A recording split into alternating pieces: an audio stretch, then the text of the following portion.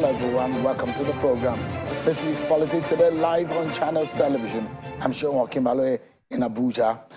We still keep our eyes on the 2023 election. Of course, it is 28 days from tonight, and Nigerians will have the opportunity to elect their leaders just about 2 days before the deadline for the collection of PVC closes. But if you have the opportunity to collect your PVC, why don't you do so and make your vote count?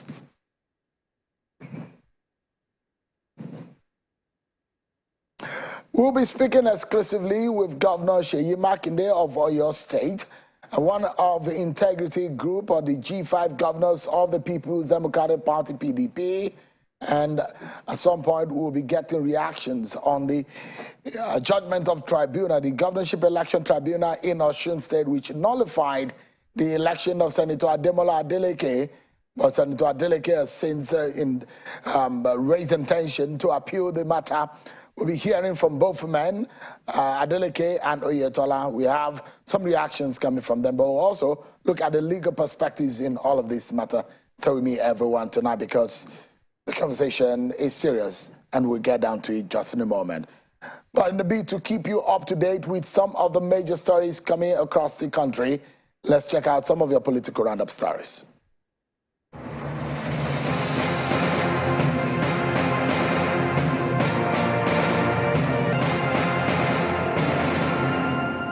The Independent National Electoral Commission, INEC, has slated February 4th, 2023 for a nationwide voters' accreditation exercise ahead of the general elections, which will commence with the presidential and National Assembly polls on February the 25th. INEC Chairman Professor Mahmood Yakubu stated this at a meeting with resident electoral commissioners in Abuja to fine-tune preparations for the forthcoming general elections. According to the INEC chairman, the mock exercise will hold in 436 polling units across the country, as the commission has designated 12 polling units in each state, plus an additional 4 in the Federal Capital Territory.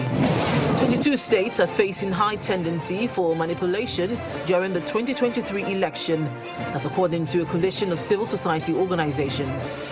Addressing journalists at the presentation of the Election Manipulation Risk Index report in Abuja, the Executive Director of Partners for Electoral Reforms, Ms. Ezenwanwagu, says the report focuses on 6 variables for tracking election manipulation, including INEC capturing, manipulation of voter register, voter suppression, among others. The campaign train of the governorship candidate of the Labour Party in Abia State, Mr. Alex Oti, has made a stop at the Ikwano local government area of the state, where he promised the people to construct a functional light rail system which will connect the entire 17 local government areas in the state. This, he says, will aid easy movement of goods and agricultural products if voted as governor. The Christian Association of Nigeria in Osun State has demanded competence and integrity from politicians as the body endorsed the senatorial candidate of the All Progressives Congress, Mr. Shuaib Salisu, as a candidate for the Osun Central Senatorial District. The state chairman of the association, Bishop Akin Akinsoya, made the declaration when the campaign train of the APC senatorial candidate met with leaders of the religious body in Abeokuta, the state capital. The endorsement means not just the support in terms of voting, it also means in terms of prayers. The APC governorship candidate in Bauchi State, Mr. Sadiq Abubakar, is promising to create equal opportunities in his administration if voted as governor of the state.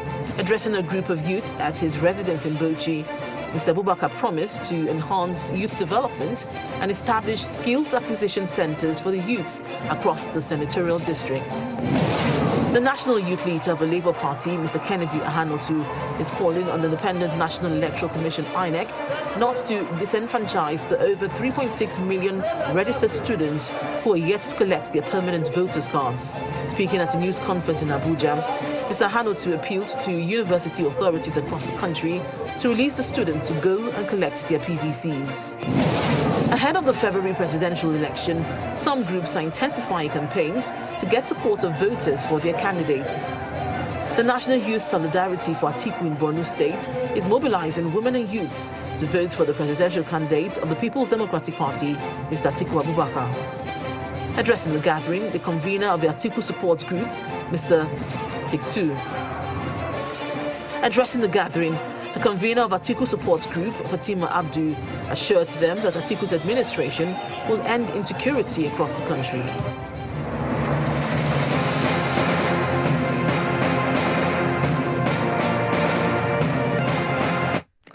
There you have it. You've been served with your political roundup stories. Well, past weeks of seeing intense horse trading and internal wranglings in the ranks of the People's Democratic Party, PDP. We've also seen the emergence of 5 governors of the PDP who dissociated themselves from the Atiku Abubakar campaign, saying that they do not subscribe to the ongoings within the party. They have very fundamental complaints and grievances for that, which they hold dear to themselves. And they've said they will come to the public and announce their position ahead of the 2023 presidential election. Tonight, we shall be speaking with one of the governors. They were in Enugu State today to campaign for one of their counterparts, the governor of Enugu State. I have joining me from Lagos, Governor Seyi Makinde, who is the executive governor of Oyo State. He joins me live on the program. Thank you so much, Your Excellency, for joining me tonight on the program, and it's good to see you. Let's begin I'd like to know, how is your campaign going? You're seeking re-election, and in the days of beavers, one would think that it's not an easy task, isn't it? Well, thank you, Seun, for having me on this program. Well, I'm hearing some echo, but maybe we'll solve it as it goes along. Oh, apologies for that. There must be some reverberation. Something is howling back, but we'll correct that in a moment. But I don't know if you can hear me clear now. No, when you are talking is really is fine. How your campaign is going? It's not going to be an easy one to walk back into the government house of your state, is it? Well, Seun, my campaign is going pretty well. We have 33 local government areas in Oyo State. As of 2 days ago, we've completed about 16, 17 to go. Out of the 5 major zones, we are done with Ogbomoso zone. We're done with Oyo zone, Okeogun zone. Out of 10 local governments in there, I think we've been to about 4 now. Ibadan zone, we've been to about 3 out of the 11. And with the people, you can see the enthusiasm. You know, they want a continuation, of this administration. All the things we promised under Omituntun 1.0, we've achieved over 70, 75, turning towards 80% of those things that we promised the people, and they cannot just wait, for Omituntun 2.0 to start.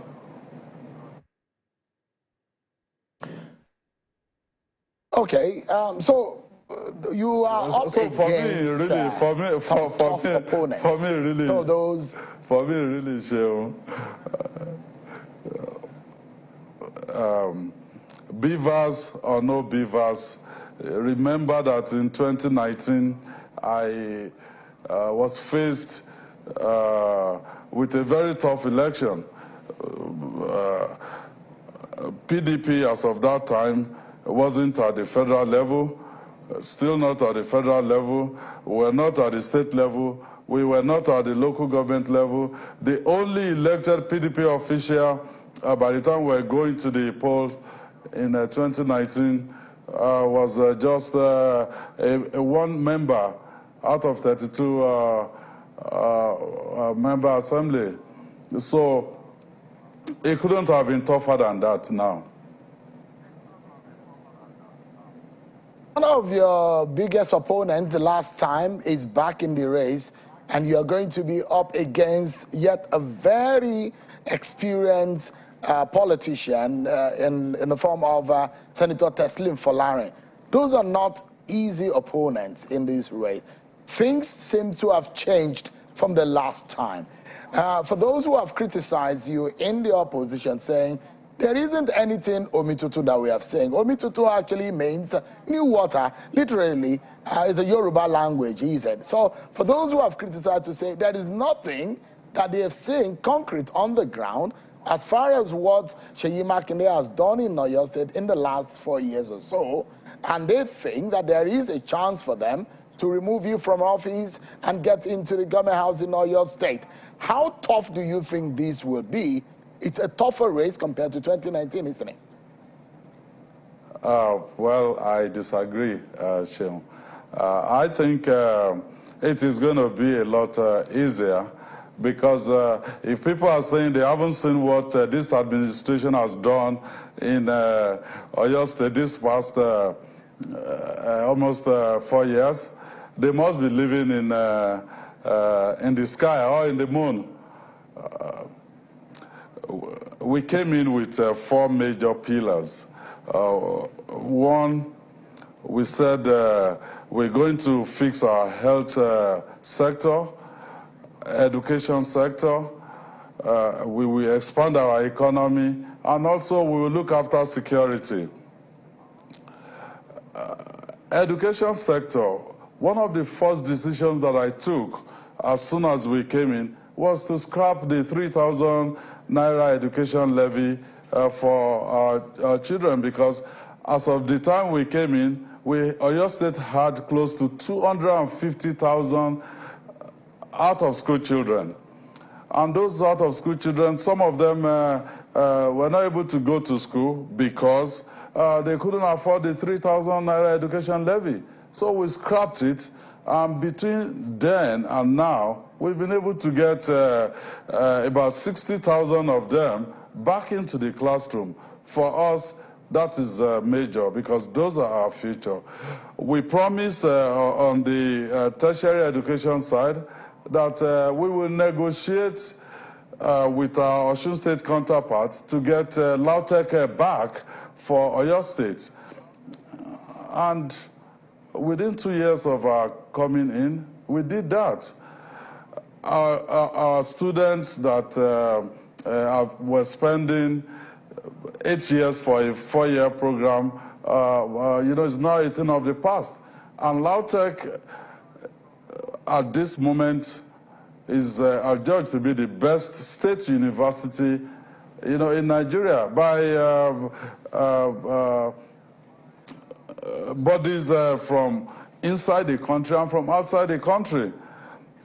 We have constructed about 60 model schools, 300 classrooms still in that sector. We noticed the gap in terms of the personnel. We employed 5,000 teachers and almost 700 education officers. So that sector, you can see visibly what we've done. If you go to the health sector, we came in and said, look, in every ward of Oyo State, we must have a Category 3 primary health care facility.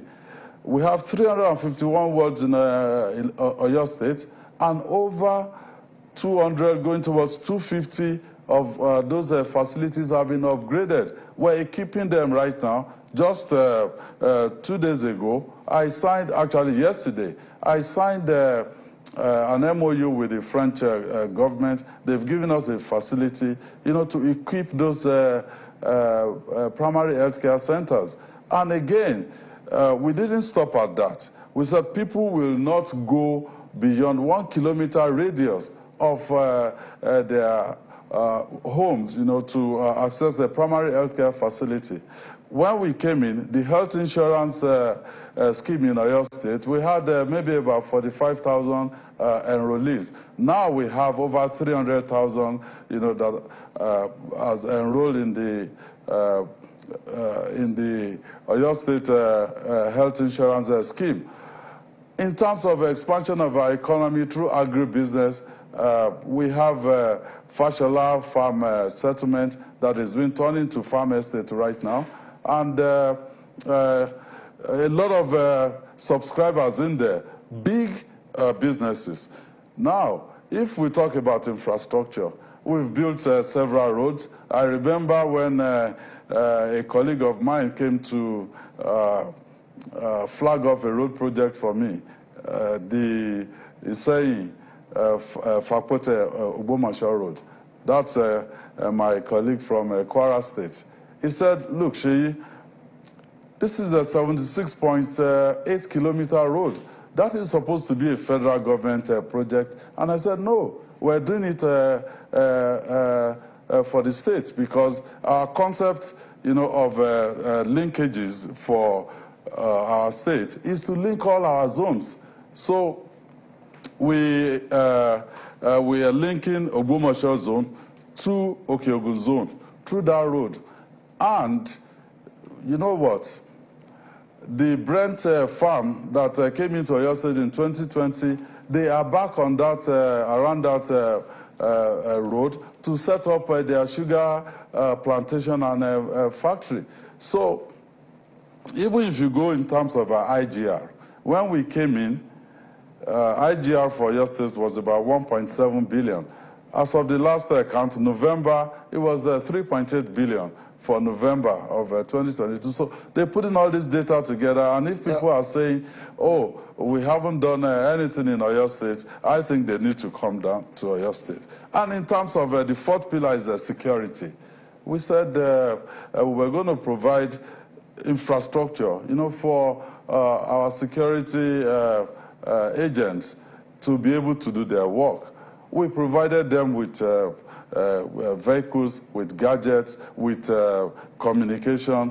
And the icing on the cake for us was the operationalization of Amotekun. When the Southwest governors came together and said, look, we should look at how we can collaborate amongst ourselves, because there are a lot of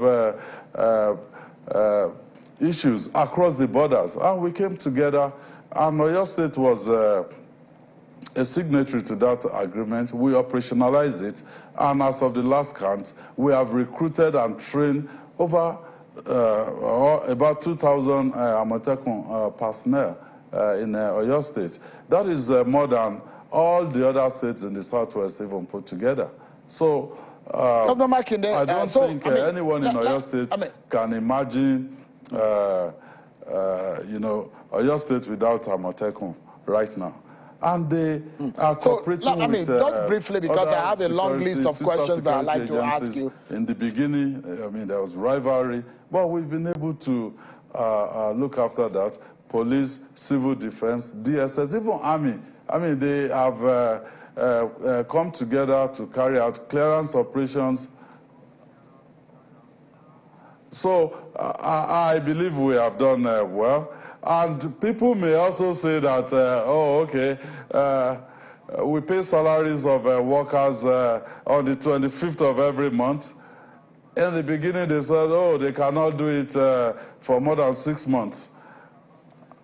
Well, as of 2 days ago, we've done 44 months with no break at all. We've paid 13th month salary for 4 years in a row right now. And even last December, we paid the pensioners, we paid them 10,000 naira each, as a Christmas bonus for them to get turkey, get rice, to even be able to have something to celebrate. So I think we've done well. And remember also that we've been tracking our performance since 2020. And if you go to my website, it's there, specifics of what we've done and what we've been able to achieve. All right. So there are a few issues here and there. Let's quickly pick them one after the other, and quickly too. I mean, during elections, a lot of things will come up. There will be debate about performance and what you can deliver. I would have loved to ask you, even if you do not win this election, what would be the legacy you will have left behind? But let me look at some of the internal wranglings in your party, for example. You were in Enugu State to align with your colleague governor from that state. And some of your colleagues within the G5 and Integrity Group have said, in the coming days, this you said in the past few weeks, that you will declare where you stand in relation to the presidential election of 2023. Have you come to that point? Because at that rally where your colleagues came in Oyo State, you still said it, that when it comes to the presidential election, you will let your supporters and your followers know where you will be going. Have you decided that? Where exactly are you going? Well, thank you, Sheon. You know, one day is a very long time in politics. So the election, the first election is February 25. That is still maybe 4 weeks, a little short of 4 weeks away. The truth is we had issues, and we brought those issues up.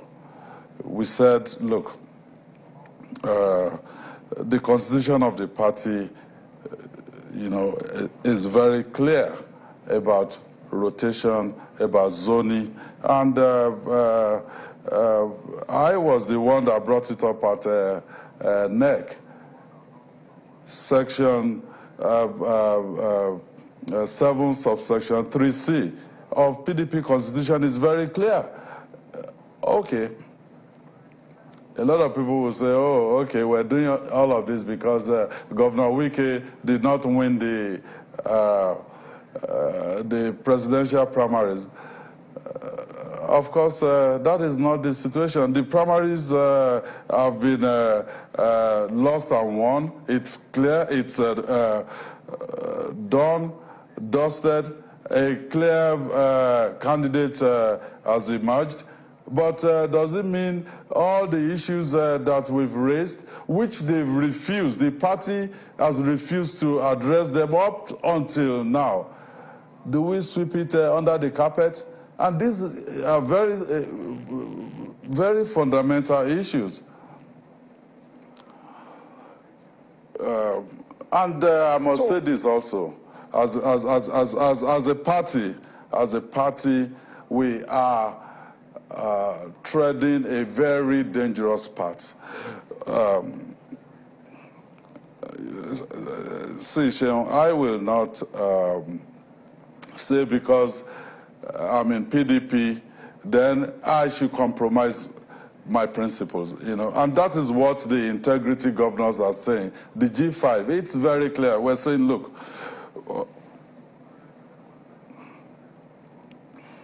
if sorry, this thing is echoing badly in my ear, but let's see if it gets better. But if the party, if they say to us that the constitution of the party, which invariably says you must zone and you must rotate the party positions, you know, if we've disregarded it. And we said, look, you promised the national chairman himself was the one that,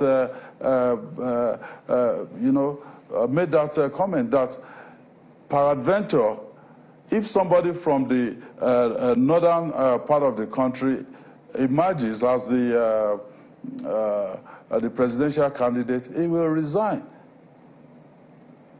But now you're saying, oh, the constitution must be followed. I mean, this is the constitution that we've flagrantly disregarded in the first instance.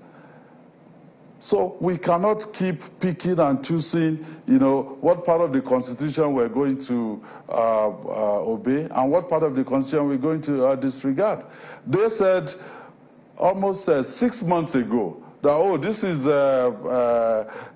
too close to an election, to start asking the national chairman to resign. But less than how many days ago, they dissolved the entire ESCO in Ekiti State.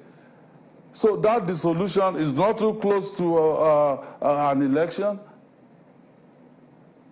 If I will tell you precisely what is going on, the unity of this country is at stake, because when they said, look, rotate, let there be inclusivity, get party positions, to zone it, rotate it, it's because we know that our federalism, is has not taken a serious root. So to balance, to compensate for some of the things that we don't have constitutionally right now, we said, look, rotate the positions, do zoning. Now we've disregarded that. And the other party, I must give kudos to the governors on the platform of APC.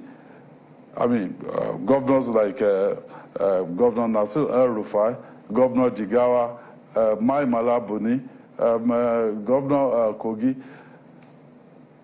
They came together within their party and they said, look, for the unity of this country, let us sacrifice our ambition. Let the presidency rotate to the south. So we must give kudos to them. But what happened in our own party? We were fighting, ourselves and saying, well, our constitution, they can go to blazes.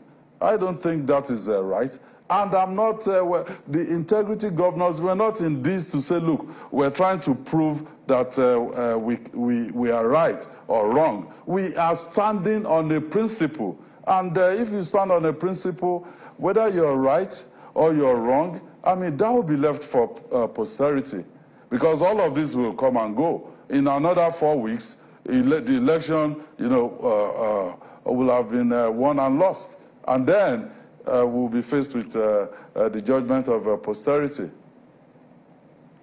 Governor Makinde, just a quick question, because I have another follow-up immediately.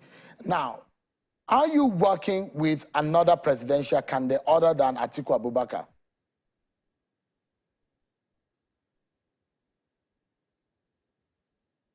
I've been, more concerned about me coming back, than talking about the presidential candidates, of another party. The bottom line really is that asking for fairness, for justice, for equity, and pushing for unity of this country, I don't think that can be regarded as, whether working for the presidential candidate of another party or not. These are just principles, that are so basic. No, but Dr. Makinde, you and your colleagues have said as much. No, you and your colleagues have said, you've said as much that you will not campaign, and you've pulled out from the campaign from the very start of this campaign. You've said you will not campaign for Atiku Abubakar, and he was in your state. I'm not sure you attended the rally of Atiku Abubakar in your state. So there are those who are in the PDP who say that you have an alliance with other presidential candidates. Is it true? And for us, my next question would be then, maybe the evidence that they have might be to follow up on the next question I have.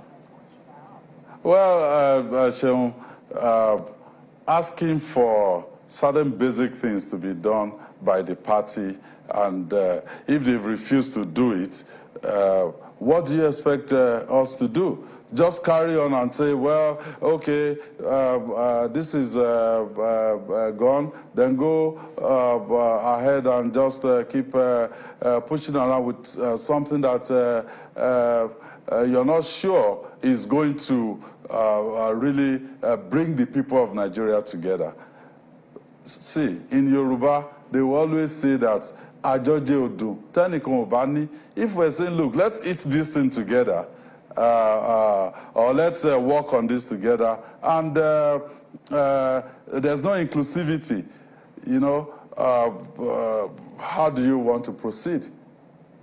So I pulled out. The integrity, the G5 and the integrity group, we were very clear. We said, look, if we don't resolve this issue, I don't expect us to participate in the campaign, and we haven't. But I've not stopped anybody. If you like, and you think, you know, you're more PDP than myself, you're from my village, and you think this is the route you want to take, I am not stopping anybody. When our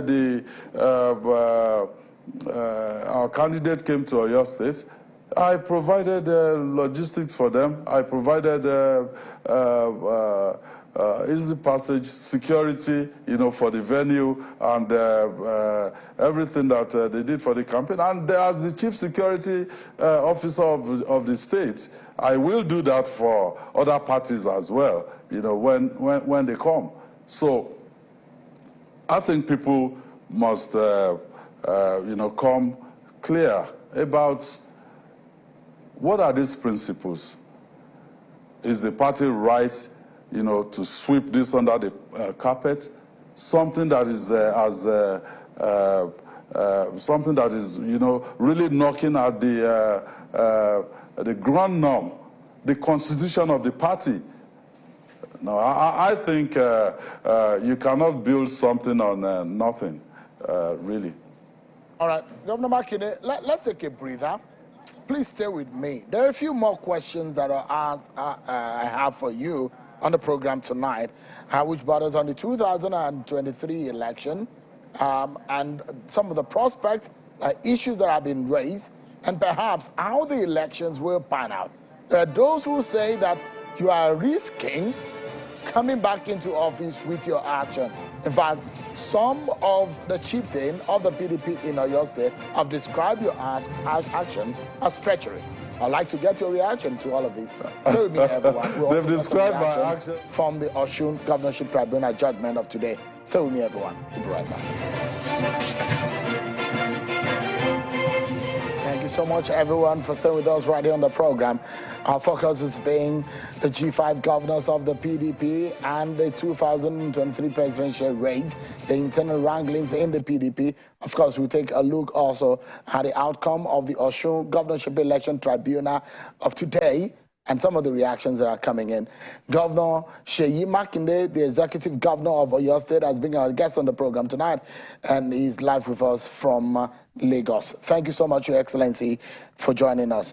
Now, so this is it. A former Minister of Power and Steel, Wole Oyelese, has said that your action is tantamount to treachery. That's how he described what you have done. And he says that the bottom line is that Makinde should, let me just read part of what he said. He said that you need to, before you can win the election, that you need to campaign for Atiku. How do you react to that kind of statement? Elder Oyelese is older than me, and I will not disrespect him. But I think he basically stood logic on its head. It is the other way around. If our candidate will need to win in Oyo State, I will have to campaign for him, because PDP in Oyo State is riding on the records of the achievements, you know, that we've been able to make these 3+ years. So if he's looking for a ministerial position, or I don't think anyone will give him any ministerial position anyway, because the last time he had the opportunity, he didn't do well at all. Maybe they can give him a federal board or a federal appointment, but he needs to be objective. Let him go to his Erumu town and tell the people. I was in Erumu how many days ago, and they wouldn't even touch him with a long pole. So you have all of these so-called expired politicians, and then they go out there and say, oh, we've done this, we can do this. I respect the opponents. I respect some of the challenges that we have to face, for this election. But we are realists. We're driven by data and logic. We've demonstrated it before. You remember during COVID, it was going to be a total lockdown. I stood up at the Economic Council meeting and said, look, well, I know people within Oyo State that whatever they will eat tomorrow will be from what they've been able to do today. So we got the federal government to agree with us for a voluntary lockdown. If you think your states needs to be locked down, lock them down. If you think they need to ease the lockdown, then so be it. And a lot of people came to me and said at that time that, look, most states are turning their stadium into isolation centers. And I said, well, for your state, we will go to all our facilities. If you want to support us, help us upgrade those facilities. And now, post-COVID, those facilities were upgraded and we're using Excellency, them. Excellency, let's wrap up this conversation. Yes. Yeah. Let's wrap up this conversation. And I'd like a 30 seconds final word from you. And the final word will be in this respect. What do you think is a way out from these? You cannot be working at cross purposes with members of your political party. In 30 seconds, what is the way out? Well, the way out is, we stand for certain basic principles which should engender unity for this country. And because this country must be united, we have so many other challenges, that we are being faced, with as a country. From here, if our party decides, that they will play lip service to inclusivity, to unity of this country, then I wish them good luck. That is the only thing I can say at this stage, because Nigerians in the final analysis will decide. Thank you so much, Governor Seyi Makinde. It's a pleasure having you tonight on the program, and I wish you the very best in the election. Thank you indeed for your time tonight. Thank you so much, Sheil, and it's an honor, to have me on your program. Thank you so much, Your Excellency. Well, let's switch gears now and look at what happened today in Osun State. The Osun State Election Tribunal has faulted the election of Governor Adeleke, which declared former Governor Boyega Oyetola as a legitimately elected governor of the state. The tribunal held that the governorship election was characterized by overvoting, adding that after deducting the excessive votes, Oyetola's figures rose to 314,921, while Adeleke's votes came down to 290,266 votes. Let me allow you to listen to the reaction coming from Governor Oyetola, former Governor Boyega Oyetola. I believe the judgment is well deserved. I really actually won that election. I thank the people that stood by us throughout the period for their courage and loyalty.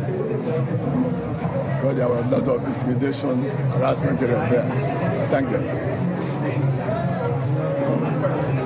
Again, I'm happy that this has come. It has led to rest the controversy as to who actually won the election.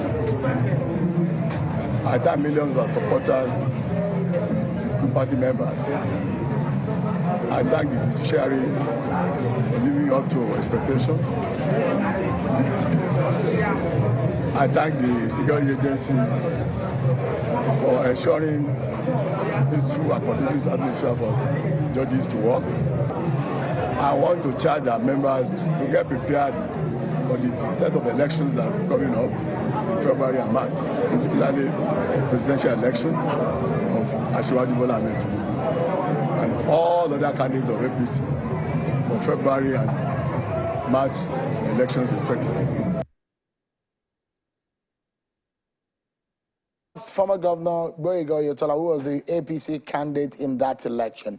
There are some reactions now coming from the sitting governor, Senator Adeleke, Dademola Adeleke. And this is some of his words in the state broadcast that he gave earlier this afternoon.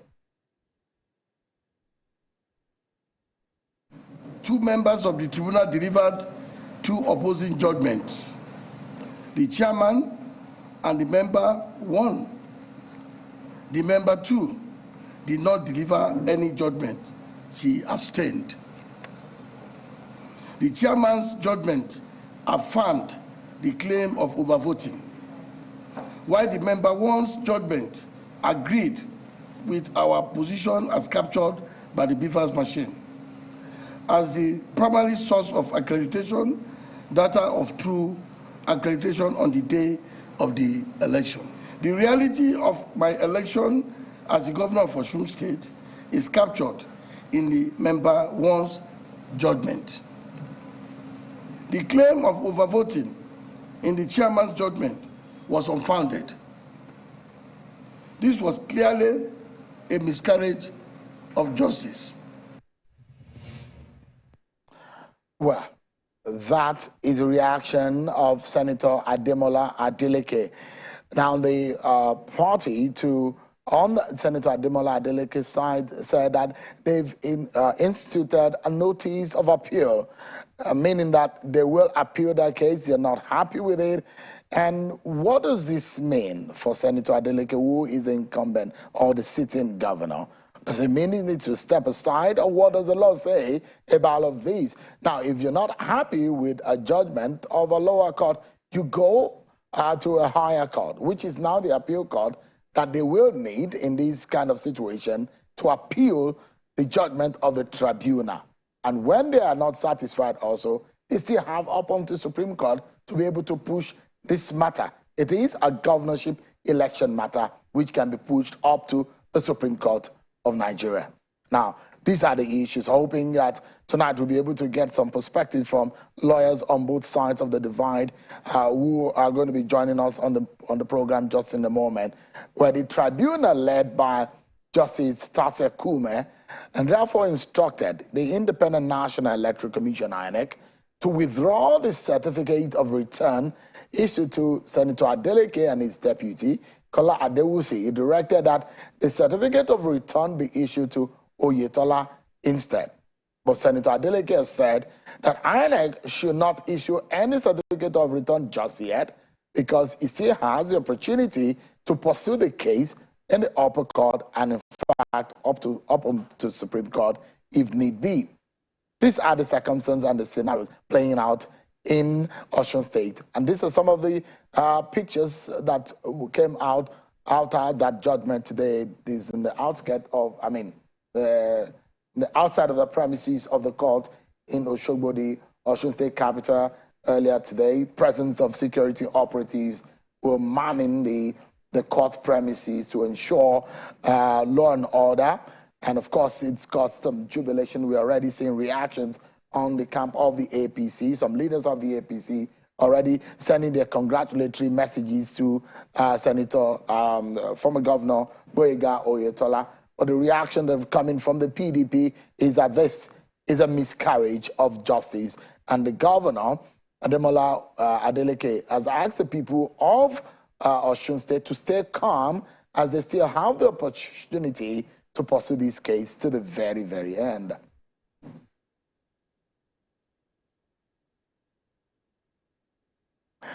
Of course, we'll be getting some reactions as we get them, but of course, unfortunately, this is how far we can go on the program tonight. Thank you so much, everyone, indeed, for joining tonight. I'll see you on Sunday at 8 p.m.